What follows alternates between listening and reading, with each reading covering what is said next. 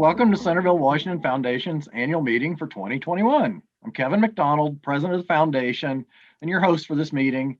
Thank you for supporting the foundation and joining us for this great program. The Centerville-Washington Foundation is the premier channel for community philanthropy. This has been a challenging year for this community as well as the region and nation.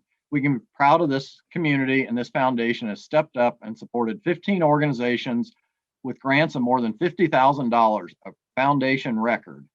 In addition, with the great work of the events committee and the community, we were able to host a financially successful founders event via Zoom and honored Martha Boyce. What a great example for this community. Much of this information is highlighted in the annual report that many of you actually probably received in the mail today. Thank you to Mike Beavis and other board members for this report. Because of the pandemic, there was no formal annual meeting last year. So I need to recognize those that should have been recognized last year. Mike Beavis for his tireless work as president before me and his continued work on the board for such things as the annual report and so many other things for the foundation. In addition, Doug Mays, Nancy Stork, Karen Moon, and Karen Stout, who served on the board and moved on with our thanks. More recently, Kristen Johnston and Paul Abbey also served on the board, and we have many thanks for all that they've done. The Centerville-Washington Foundation Board recommends the ratification and election of the following newly appointed board members. They are Kyle Brandon, Chris McAlpin, Rachel Selby, and Kate Traingenstein. May I have a motion to approve? If anyone is opposed, please raise your hand and we'll search the board. If there are none, then the motion carries. In addition to our new members, the foundation board members includes these community activists that have worked hard for the foundation. Thank you for their continued service and support. So our most important function is to give out grants. You've probably seen the Dayton Foundation 100 gifts to the community. Today, you might have seen our grants committee chair, Scott Colwell, announce the Centennial Grant Food to Go from this foundation.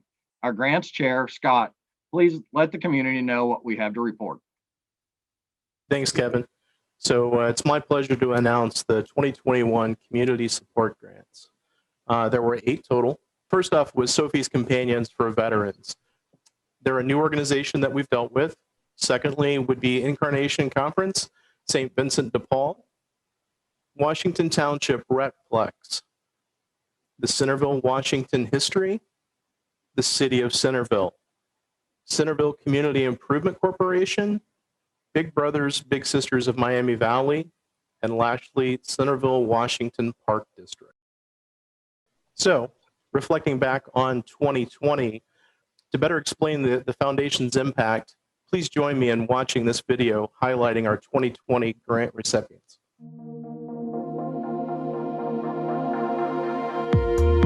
Founded in 1998, the mission of the Centerville-Washington Foundation is to support local nonprofit organizations for a wide array of charitable purposes in the area of education, poverty, environment, arts, health, and social services. The foundation has 2 grant types: the Community Support Grant, which ranges from $500 to $2,500 and funds projects such as the improvement of museum lighting for Centerville-Washington history, and the Community Impact Grant in the amount of $10,000. The larger grant is awarded in the fall and is intended to help launch a new project that represents a unique and unduplicated opportunity for the community. The 2020 grant was awarded to the HOPE Project, an international response for education, life skills, and wellness needs for the growing refugee community in Centerville and Washington Township. We asked our most recent grantees to talk a bit more about how they've put your funds to good use. Here's what they said.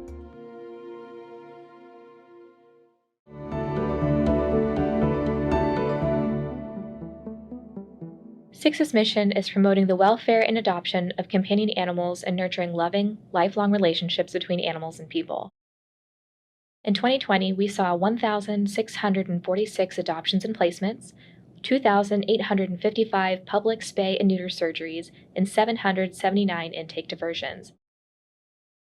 24 cats were trapped in Centerville in 2019, and 86 cats were trapped in Centerville in 2020. Our community cat coordinator visited this neighborhood 4 times. They have a large community cat population. 6 have provided this neighborhood with food and cat shelters. 4 volunteers called cat captains now help with TNR in Centerville. 31 cats were trapped in Washington Township in 2020. 20 cats were trapped at the Tower View TNR site. 11 cats were trapped at another site in Washington Township. In total, 110 cats were trapped and spayed and neutered from 2019 to 2020 in Centerville and Washington Township. This is how the Centerville-Washington Foundation funds were used.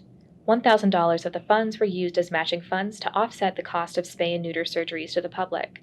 $500 of the funds were used to purchase box traps, drop traps, and roundhouse traps.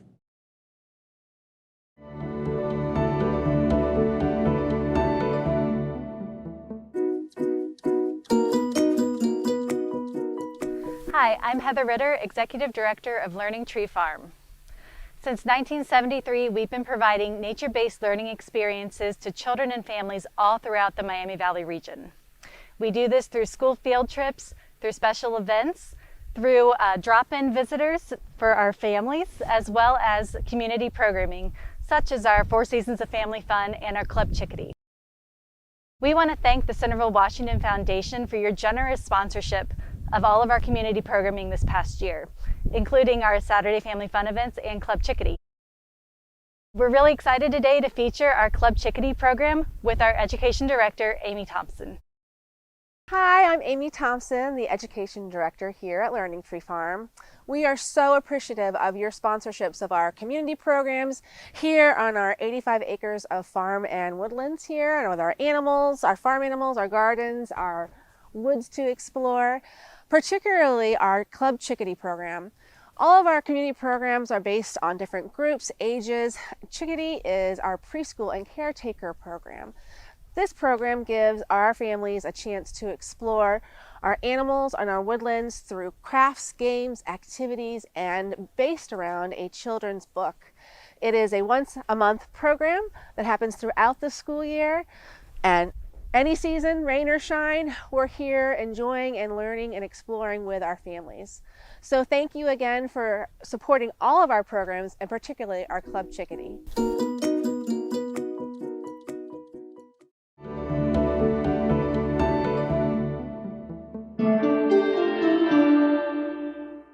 Hi, my name is Cheryl Meyer. I'm the director at Centerville-Washington History, and I would like to thank the Centerville-Washington Foundation for their generous grant and support, which enabled us to have new exhibit lighting installed.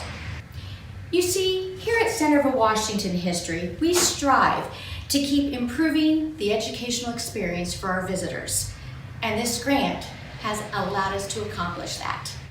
Centerville-Washington History has been wanting to add more effective and protective lighting to our museum exhibits for some time now. Effective lighting allows our exhibits to be seen more clearly, thus enabling increased understanding of what we're presenting. Protective lighting ensures all of our artifacts are well preserved for future generations. I am now standing in the Asher Wright Museum located at 26 North Main Street. And as you can see, we have a brand new exhibit, and it's titled A Sense of Strength, Incredible Local Ladies from History. The Centerville-Washington Foundation grant has given us the opportunity to present this exhibit in a very professional and effective way, allowing us to continue promoting local history. Although our museums are closed because of the COVID situation, I want you to know that we will be ready for you to come visit when we reopen. I want you to come in person so you can see the passion that Centerville-Washington History has to offer when we share history. And to our friends at Centerville-Washington Foundation, thank you, thank you, thank you from the bottom of our hearts. We are so grateful for this opportunity. And in the meantime, stay safe and healthy.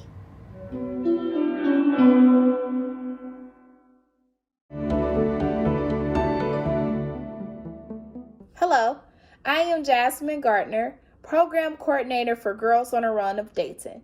And on behalf of Girls on a Run, we would like to thank Centerville-Washington for their generous contributions. For over 10 years, we have been servicing girls right here in the Dayton community. We offer 2 life-changing, impactful youth development programs. Our Girls on a Run teams that focuses on grades 3 through 5th, and our Heart and Soul teams that focuses on grades 6 through 8.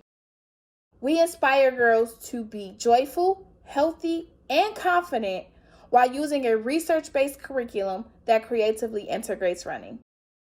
Our goal is to offer programming to all girls, regardless of race, ethnicity, and socioeconomic status. The funds received will go towards providing scholarships to girls in need. Words can never express our gratitude, and we are so grateful and thankful for this amazing opportunity. So again, on behalf of Girls on a Run, thank you, take care. Hi everybody, thank you so much for your grant. It is going to support us here at the Ronald McDonald House. It will support nights of stay for Centerville-Washington residents, as well as visits to one of our Ronald McDonald family rooms located in Dayton Children's and Miami Valley Hospital. So I was going to take you through on a quick tour.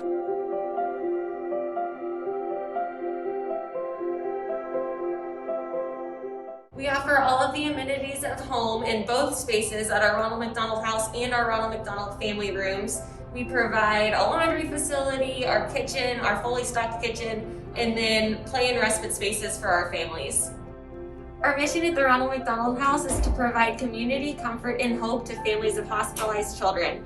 We provide service to all of our surrounding medical partners: Dayton Children's Hospital, Miami Valley Hospital, Kettering Medical Center, Fort Paul's for Ability, the Proton Therapy Center, Shriners Children's Ohio, and Bridget's Path. Here's a quick glimpse of our playroom. Siblings and patients love to come in here. Just a place to get away and still be a kid. We have plenty of toys. Everything's kind of closed right now for COVID, but we're super excited to have the space reopen. Here's our kitchen. It is always fully stocked. Our cupboards and pantries are stocked with all of the dry goods items, so families, if they want to cook, they can make their own meals, or volunteers provide meals every single night. We have a meal for families so that they don't have to worry about cooking. They can solely focus on your hospitalized child. Here is our laundry facility. We provide all of the items that families would need to do their laundry here. In this room, gets used very often. It is something that provides families a sense of normalcy. Even just doing their laundry will make them feel more at home. So here's one of our guest rooms.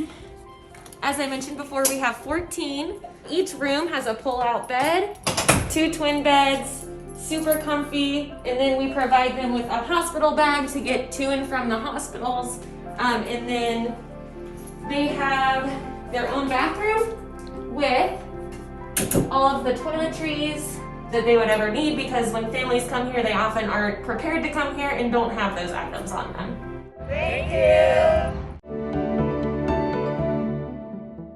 Good afternoon. My name is Denny Lemline. I'm president of the Incarnation Conference St. Vincent de Paul. Our mission here in the Centerville area is to provide assistance with food in the form of Kroger gift cards, with rent and mortgage assistance to prevent evictions, and to help with utilities to ensure that we don't have shutoffs and so forth. One thing that's a little beyond our budget, though, is the repair of our neighbors' vehicles. But we do have neighbors that, like you and I, have emergency breakdowns. And we requested about a year ago to the Centerville-Washington Foundation a grant that would assist with those repairs. And we were awarded a grant for $2,000. So at this point, I would like to thank the Washington Centerville Foundation for providing us these funds and helping us to help our neighbors. We have assisted 6 neighbors to this point, average repair bill of about $250. So it's been a godsend for these folks. It keeps them able to get to their place of employment, and they can get to the food pantry if they need additional assistance. So wanted to thank the foundation and all of their benefactors for their support. Thank you very much. Bye.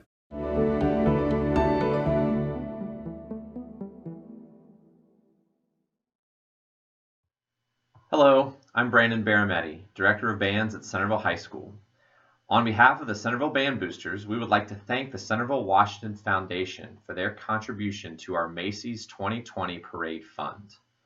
Although 2020 presented many challenges, especially the postponement of our performance in New York City for the Macy's Thanksgiving Day Parade, that did not stop the Centerville Band from representing our community the best way that we know how.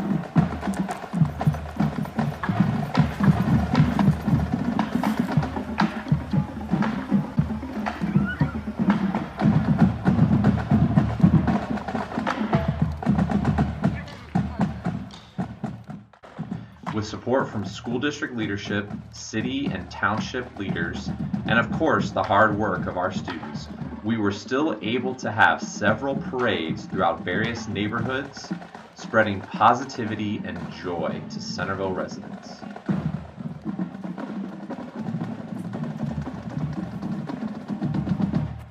The contribution from the Centerville-Washington Foundation, combined with donations and grants from similar organizations, are much needed as we represent not just our city, but also the state of Ohio in the 2021 Macy's Thanksgiving Day Parade.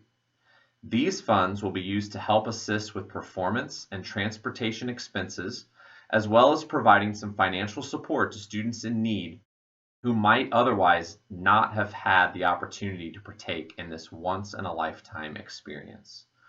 We are truly grateful to be a part of a community that values the arts, and we are thankful for your support. We know we will make you proud when all of our young performers take the streets of New York City this Thanksgiving. Thank you.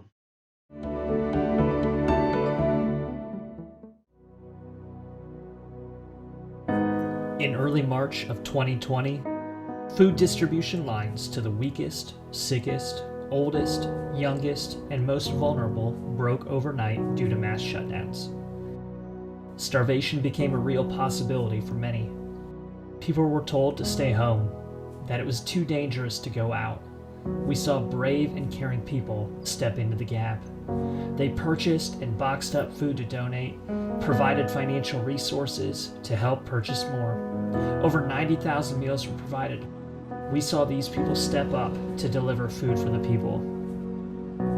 We rose up together.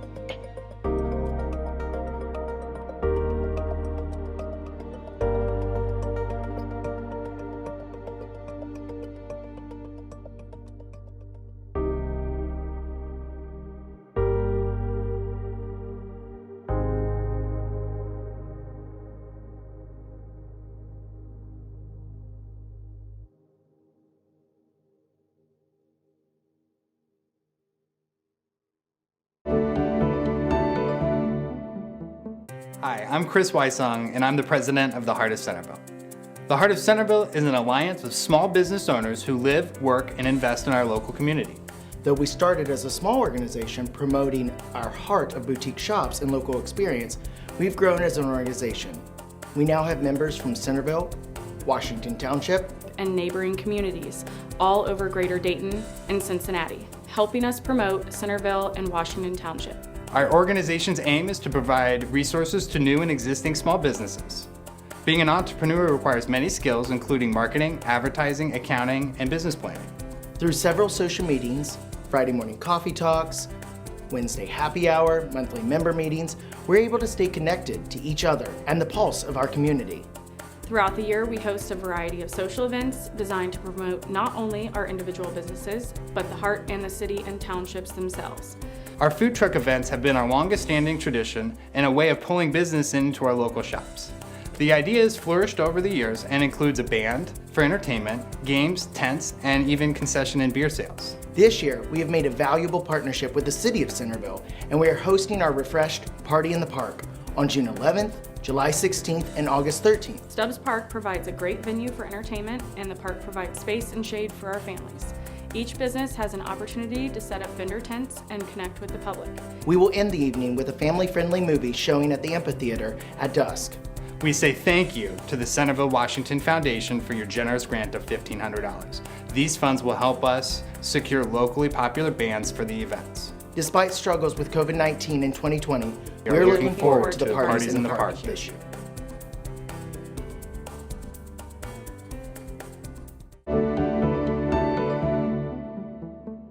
Hello, my name is Erin Robbins. I am the Artistic Director of South Dayton Dance Theater located in Centerville, Ohio.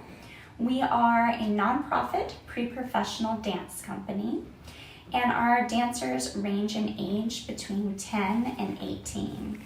At SDDT, we dream big, and one of our biggest dreams was to have designed and created our very own backdrops for our annual Nutcracker production that we put on here in Dayton each year, rather than renting from stock, which is what we've had to do in the past. So thanks to your grant, we combined it with another grant we received and some of our own funding, and we were able to create not just one, but two backdrops for our Nutcracker production this year with the help of a local company called Scenic Solutions. So on behalf of myself, my artistic staff, dancers, and board, I just want to say thank you very much for helping make our dreams a reality.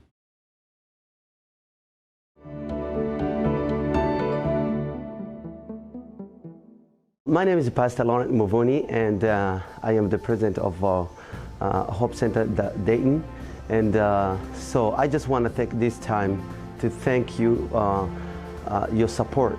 That $10,000 you support us, it meant a lot because it's changing life of immigrant folks here in Dayton area, especially in Washington Township. So that $10,000 have been very helpful because we just buy 5 Chromebooks for now, and we also had 12 small pianos to help those kids to learn life skills. And also we did support family who didn't have a bed. They were sleeping on the ground, and we purchased the bed for them.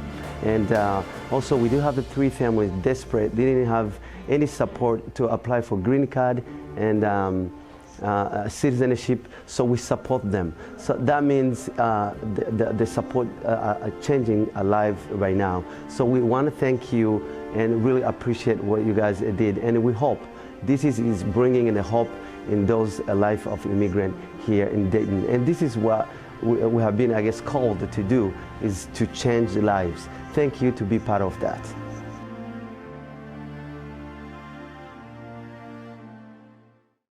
During the summer of 2020, the foundation moved quickly to respond to what it saw as an immediate need: nutrition for seniors and children impacted by the pandemic. We were able to support both Food for the People and Food to Go with grants of $5,000 each, then appealed to our community, which responded with an additional donation of $3,445 to both organizations. Through the generosity of our donors, the Centerville-Washington Foundation, a component fund of the Dayton Foundation, is able to accomplish its mission of helping people, helping our community. Many thanks to our grantees for submitting their videos, to Richard Diaz and the Miami Valley Cable Council, and you, our donors, for making this film possible.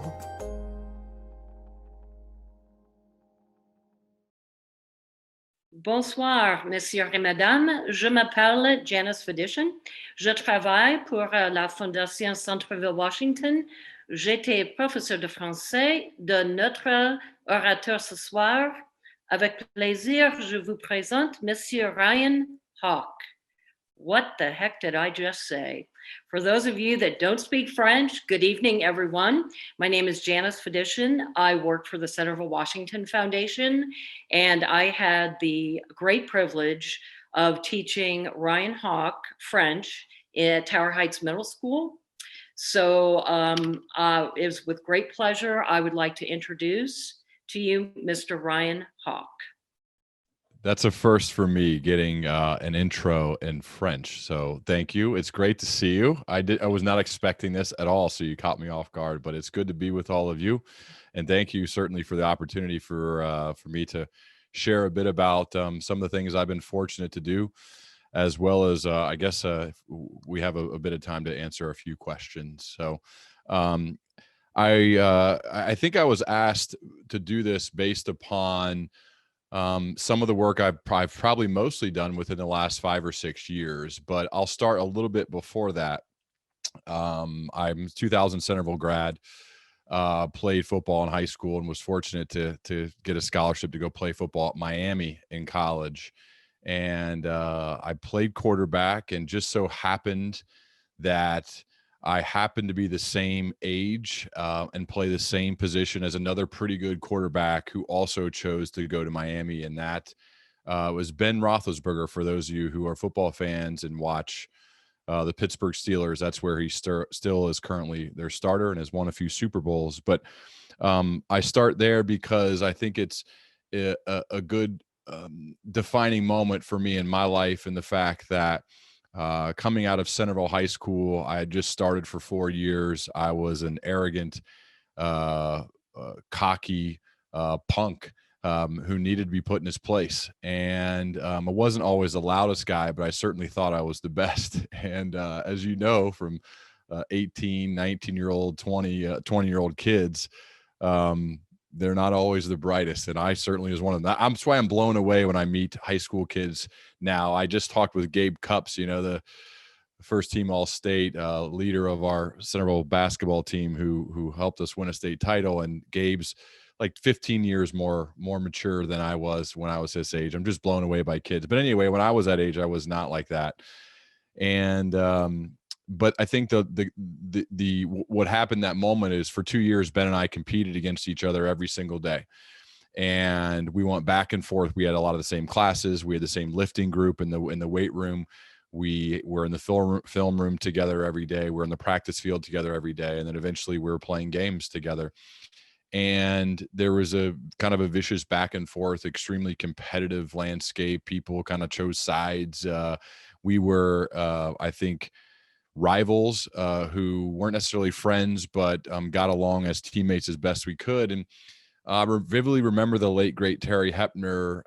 It was the second game of my sophomore season, and Ben and I were rotating at that point. And the week before, we'd rotated the whole game against the University of Michigan in the Big House. And we went to week 2 at Iowa, and both of us had got banged up pretty good because I was a big physical team. And they in the middle of the second half, Coach Hepner pulled us aside, and he looked at both of us in the eye, and he said, "That's it. I'm done with this. Ben, you're the starter. Ryan, you're the backup.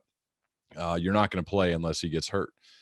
And in that moment, a guy who has been the starting pitcher on the baseball team and the starting point guard on the basketball team, and the starting quarterback on the football team on every team I've ever played on, to have somebody basically tell you that despite your efforts to put everything you have into the thing that you love the most in the world, you're not good enough.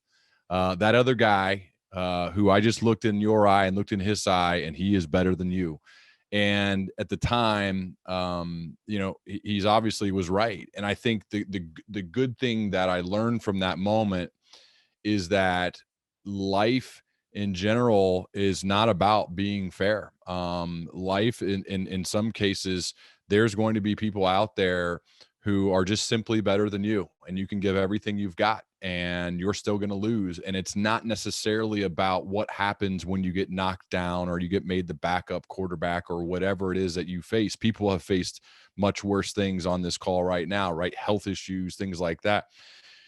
But what I learned in that moment was it's not about those things happening. It's the fact that those are going to always happen. It's about how we choose to respond. And so when I think about my life now as a husband and as a parent, it's how can I try to help put my children in situations where they're going to face that type of adversity to be able to make the choice to see how they're going to respond.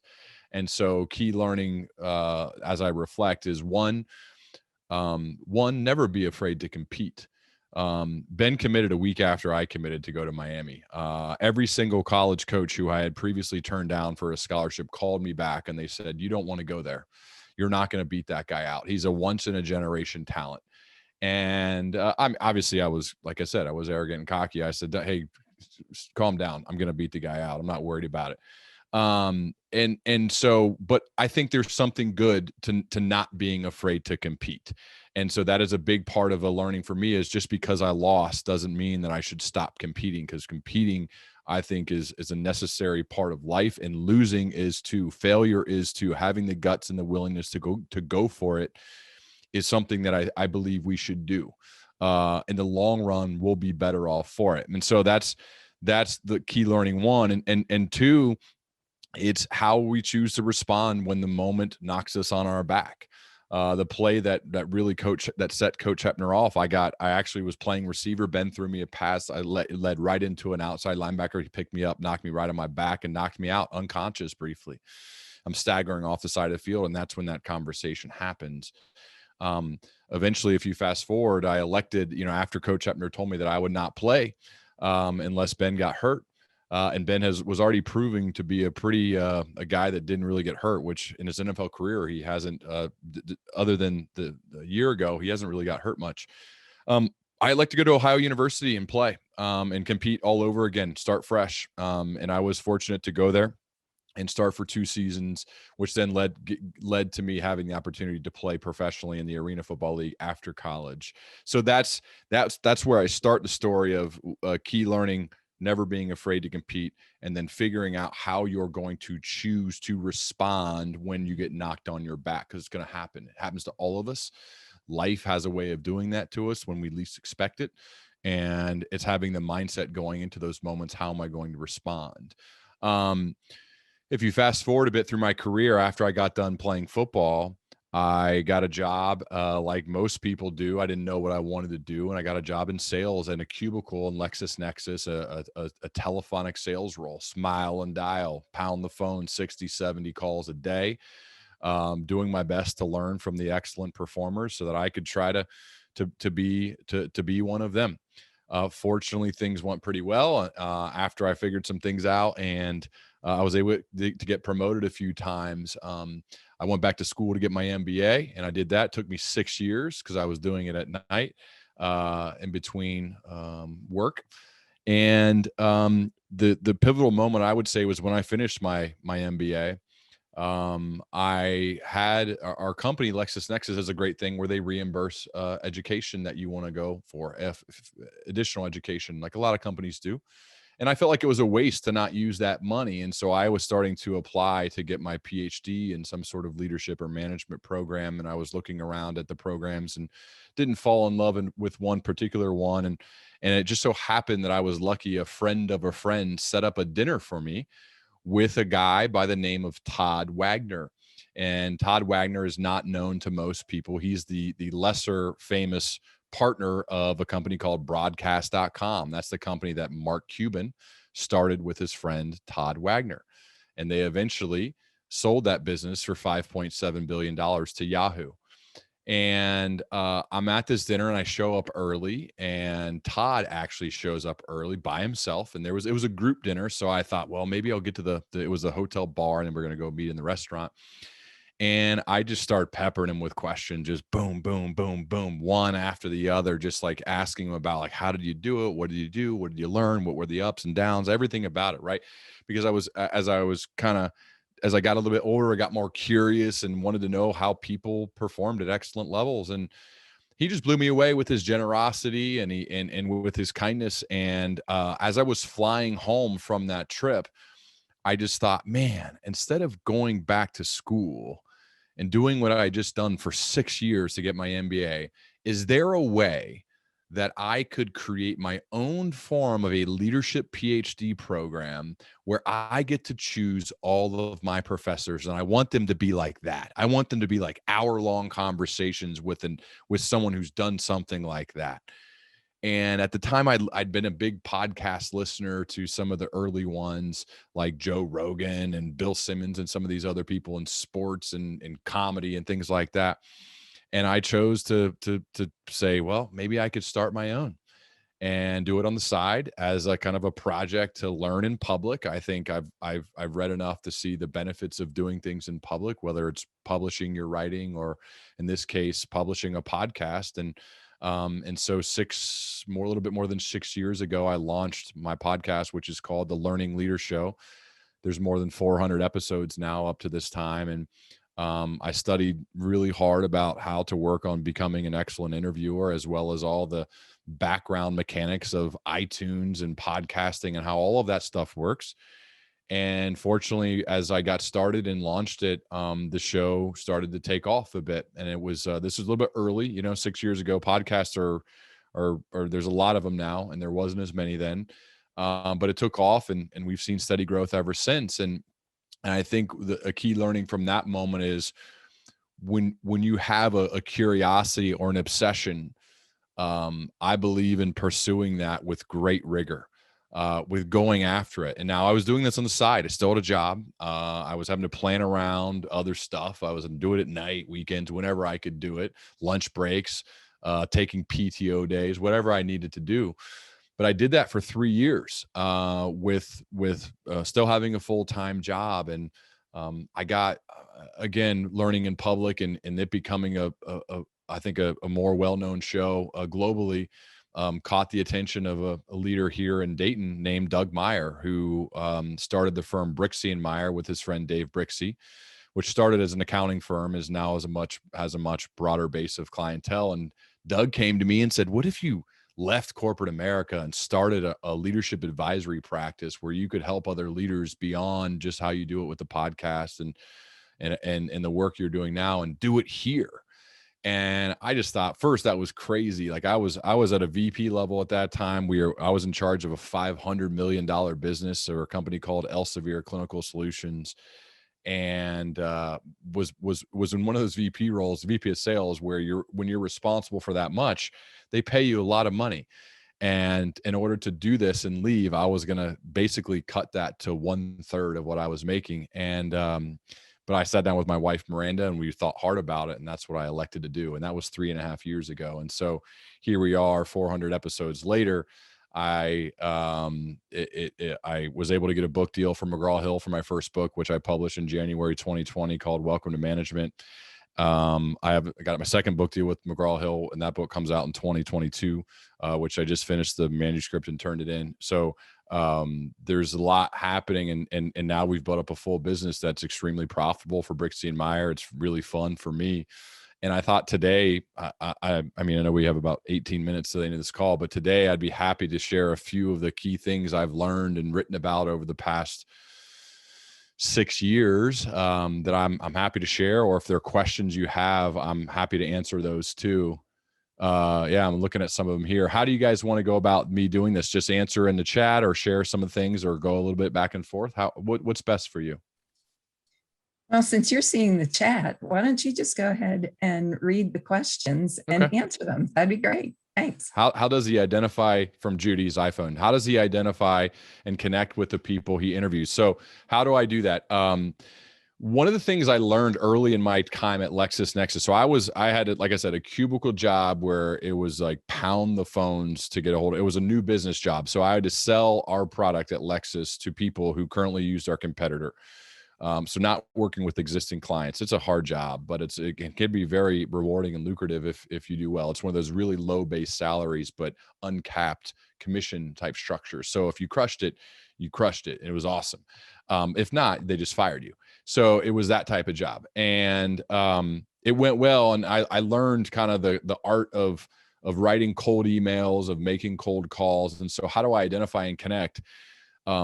Identifying them, first and foremost, I am always looking for guests. I'm always on the lookout from reading books, from watching documentaries, from reading articles, from Twitter, from LinkedIn, from everywhere. I'm always on the lookout for guests. And then once I identify somebody that I think has a compelling story, has sustained excellence, a big phrase for my show, for those who listen, you know that, and they have the ability to tell that story. If I feel that they check all of those boxes, then I reach out to them and ask them to come on my show.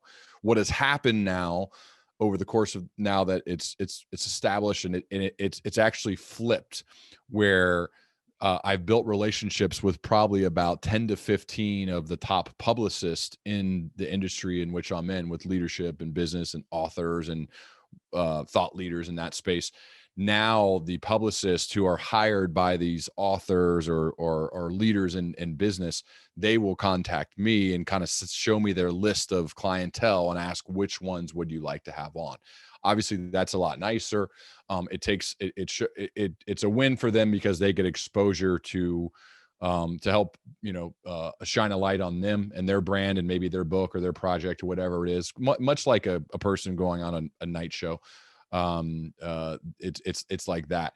So it's a combination of, I think the main things are that they've achieved and sustained excellence, that they understand why. Very key point. If I ask anybody here, why have you sustained excellence? You should know that answer and be able to tell that story. And 3, I want them to be good storytellers. So if they check those 3 boxes, like we're in a good spot for them to potentially be on the show. And those are people that I'm really keen to want to talk to. It's kind of rare though. Not everybody knows why they've been able to sustain excellence, or truly knows why. They haven't been as reflective about that. And not everybody's a good storyteller. And given the fact that I am producing original content, I want it to be both engaging, entertaining, and informative. And again, that's really hard. Not everybody can do that. So that's how I make that call with identifying and connecting with people. Have enjoyed your Mindful Monday. So Mindful Monday is an email I send every Monday morning. It's free. Anybody can get it. You see it. My website's learningleader.com. So if anybody wants to get Mindful Monday emails from me, you can get them. Or text the word learners to 44222. That's another way you can get those, all free. You obviously research your candidates well before the interviews. So any surprises that really stood out in their leadership development? I think when I came into this, I had a similar notion to probably a lot of people of what a leader really was. I thought the leader was the tall guy. And I mean that, the tall guy who stood up there on the stage and kind of was powerful and like was command and control of a space.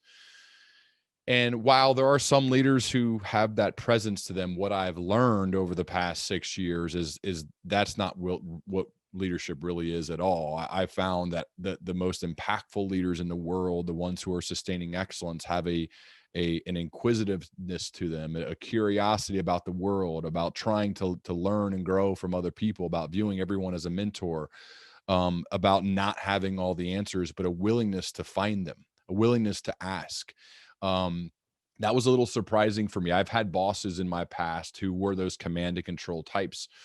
And that's just not, I had General Stanley McChrystal, 4-star general, who, if anybody, you'd look at him and think he'd be a command and control guy. He's the opposite of that. He wrote the foreword to my book, Welcome to Management. I got to know him. I went to Gettysburg with him and toured the grounds and had a few meals with him. And General McChrystal is the opposite of command and control. In fact, he's just the most kind and humble and curious person. And this guy led 150,000 troops overseas at war against Al-Qaeda, and wrote a book called Team of Teams and others about how he was able to navigate that. And so I would say that was a surprise to me, is the fact that they're not necessarily like that. In fact, the great ones aren't like that at all. Their organizations, they work to build committed teams, not compliant ones. And it's a big phrase for me, is that compliance can be commanded, commitment cannot. As a leader, I have to earn your commitment. My work, how I'm striving to be of service to you, I have to earn that commitment. Some people think they're a leader because of their title, because people comply to their orders. That's not a leader. A leader is someone that you choose to follow when you otherwise have the opportunity to follow somebody else. And yet I choose to follow you. That's a leader. Leader's not someone who's got the VP title like I've had or others have had, and people are forced to comply because they don't want to get fired. No, it's someone who purposefully and intentionally chooses to follow you because of how you are, because of how you inspire them, because of how you work on yourself, because of how you strive to get better every day, that you inspire them to want to do the same and want to follow you in that direction. I think that's what a leader's all about, not the one who's loud and yells and stands on top of the table. No, I've found that was surprising to me initially, and now it's surprising if I see anyone who does well if they act that way. Because I mean, short term things work for some people. I think over the long haul, which I think is the proper way to live, that way doesn't seem to work. Okay, does the dots always connect when you look back? Whatever happens is always good. Can you expand on that question, Artie? I sure can. Okay. So, initially you mentioned that you had, you were to go to Miami and then you went to OU, and it didn't work out in the first time for you, right? At Miami, That's right. Right. So sometimes, as a kids, we get disappointed, like, oh my God, this is not what I meant, this is not what I wanted, and now I'm forced to do this. But when you look back, sometimes the dots, they always connect, like, okay, this happened for a reason. Here I am because what happened in the past. Does it always, do the dots always connect, or am I making sense? Yeah, it's a good point. I mean, I think part of a job as a reflective and thoughtful leader is to try to connect those dots. How have those sequences and events in my life made me who I am, and how do they make you who you are? Like we all are the sum of our experiences, and our experiences are unique and different. And that's why I'm fascinated by people and their stories. So I just try to connect those dots. Were all the moments awesome? No. Did I handle them the right way? Of course not. But kind of the actions and how I chose to respond kind of made that moment. The guy who's been on my show, who's pretty well known in the state of Ohio, named Tim Kite, has this equation: E plus R equals O. It's event plus your response is what will equal the outcome. And I think that's true. I think if you look at the events in your life and then you combine that with how you chose to respond, that's how the outcome will be. And we've all probably had those moments where an event happened that was, let's say it's hard on us, and we handled it poorly. This happens to me, unfortunately, a lot as a parent. And we're trying, my wife and I talk about it every day. A lot as a parent, where we don't respond well when your child does something you don't like. And you're like, oh, the outcome is my fault. It's because of how I chose to respond. That's something I think we should think about. So I guess when it comes to connecting dots, that's how I would view that. Thank you. Yeah. Will Allen. This isn't the Will Allen, my buddy from Huber Heights. Is it a different Will Allen? No. Okay. I played against a guy named. Where's yeah, Will? it is. It is. What? What's up, man? What are you doing here? I was invited by Jack Loback. Oh man, it's great to see you or hear from you. Congrats. I was like, there's no way that's Will. It is. Okay, I see what you're saying. Good to see you, man. Good to hear from you. Congrats on everything you've done. I think I would imagine everybody knows Will. We played against each other in high school. He played at Wayne, and then he goes to Ohio State, and then played in the NFL for 100 years. So it's awesome that you're here, man. Awesome. Let's take it back. We played against each other in Pee Wee football too when I was at Trotwood. So yeah. We should get whooped by you guys. Pretty wild. You know, one of the cool things I want to tell everybody here, my senior year, I'd become friends with a number of the guys from Huber Heights that played at Wayne. Derek Jones, a quarterback, John Hollins, a receiver who also went to Ohio State with Will. And those guys invited me to go play 7-on-7 in Huber Heights with them. Just me, except backyard passing football where we kept score. I still think about that and talk to friends about that day because I just went up there by myself.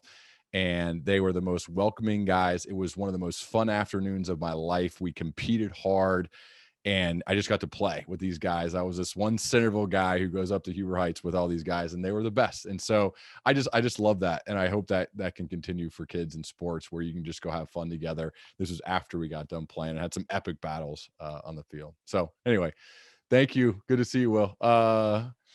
Okay, Carol. Oftentimes kids who grow up in this community leave and don't come back. What brought you back? And do you have any advice for what we as a community can do to bring others back? Family brought me back. The fact that my parents are still here. I thought this would be a great place to raise kids. And so that's why we came back, and that's why we're here. We built a home in Centerville. Well, it's Washington Township, but Centerville School District 8 years ago. So yeah, family and the community. I love it. What could we do to entice people to come back? That's a good question. I'm not sure. I think I guess I'd love to see the stats. I mean, I feel like there are a decent amount of people who are back or who are around. Maybe I'm wrong on that, but I think for me, I was fortunate to have a really good experience here. And so maybe that's partially too why I'm back, because the experience is so great. I just think our community is awesome. I'm getting ready to do a bunch of work with the Centerville Police Department and Centerville city leaders. So I'm going to try to help with that. I think that was a big deal. I talked to Wayne about that, and I'm excited. So hopefully there's more things we can do to make it an attractive place for people to want to come back. But not exactly sure. Okay. You took an entrepreneurial risk from Aaron's iPad. How do you teach others to grow the same courage? I will have to say, to me, I have a very intelligent and extremely supportive wife. I think that's like lesson number one in life in general is to if you have that, it just increases your odds of having a chance. So when we were sitting down to say, like, how's this going to go to take this giant kind of risk and pay cut? My wife works full time, and she loves working full time. She wants to, it's out of her choice. She didn't have to once I had my old job. But to take this one, we needed another source. And she's like, I got you. Let's do this. I think longer term we'll be better off for it. I think you'll be fulfilled, you'll be happy, and I think you'll make more money long term. And I got you. And so I think for me, having supportive people in your life is everything. It's everything. I mean, that's one of the first keys to everything is your who. Who will be your friends? Who will be your mentors? Who will you surround yourself with? Who will you hang out with? Who will you marry? All of that, I think that plays the number one for me, at least. It's off the top of my head. Without that, I'm not certain like any of this happens. So I'd say that's big. Any chance to start a leadership series in Centerville High School? Well, the good thing, Artie, is my good friend Brooke Cups does teach 2 leadership classes at Centerville High School. I've been to them multiple times. I've spoken at them, I don't know, 3 or 4 times. And Brooke is maybe the best teacher I know. So you have the right person teaching the right class. Him and I do work together in the corporate space too, where we work with leadership teams within corporations. And it's some of the most fun work in the world because I get to sit there and teach and learn at the same time. And that is awesome. In fact, we just had a session a few days ago. So yeah, that exists. I think if you have, I know his classes have a waiting list. So, and I'm guessing now there'll be even more, but if you have a chance for your child to get into one of Brooke's classes, I mean, do it. Do whatever you got to do. I'd be writing emails, calling people, do it, because it is, it's incredible. It just, and the kids are, again, they blow me away. They're so far advanced, the stuff they do in that class. But I'd love to help with them even more. I'm happy to do more if there's more I can do with them. But I know Brooke's got a really good thing going. I see your question, Will. That's a link. Yeah, right there. I put learningleader.com. Ryan, this is Kevin. I think that we probably need to close it out, and then at the end, you'll be able to still talk to other people. So, okay, cool. Thank you so much for your service to our community, being with us today. With Janice on the line, I can't believe you didn't say she was your best teacher, but. Well, of course she was. I actually still can speak. I spoke with someone who's from Paris, Aaron Meyer, the episode this week was in Paris. And I said, like, je m'appelle and très bien. And I said I had a few, I don't know you as Janice, though. It's weird seeing your teacher's first name. I'm like, I don't even remember your first name. I just remember your last name. You know how it is. It's awesome. That was a very pleasant surprise. Caught me off guard. Hey, Ryan, I just got a quick question. Was your French name Robert? It was, wasn't it? No. Okay. My French name was Jean-Claude after Jean-Claude Van Damme. That's right. Yeah. Okay. Remember? Yeah. Jean-Claude Van Damme was a big deal at that time. I remember your handwriting. I remember everything about you. Great, wonderful. And all of your teachers that I told them you were going to be on the call tonight. They're like, oh, Mrs. Jarvis, tell Ryan hello. So. Oh my gosh. I know. Crazy. So crazy. It's so good to see you. Well, thanks, Ryan. I need to get a quick break in to thank our corporate sponsors. Okay. Key CRM Services, Minute Maid Press, the Voss Auto Network, and Miami Valley Communication Council. And also to thank you, all the foundation contributors. If you're interested in contributing, please visit the website or reach out to any of the board members. And now I will introduce Debbie Dawkins, who will provide some details about the upcoming Founders event, hopefully in person.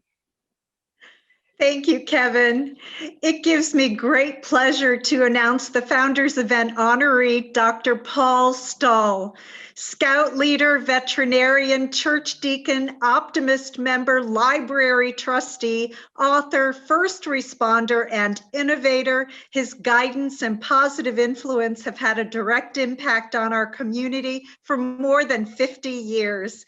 Please join us Thursday, October 7th in person at Yankee Trace when we honor Dr. Paul Stahl.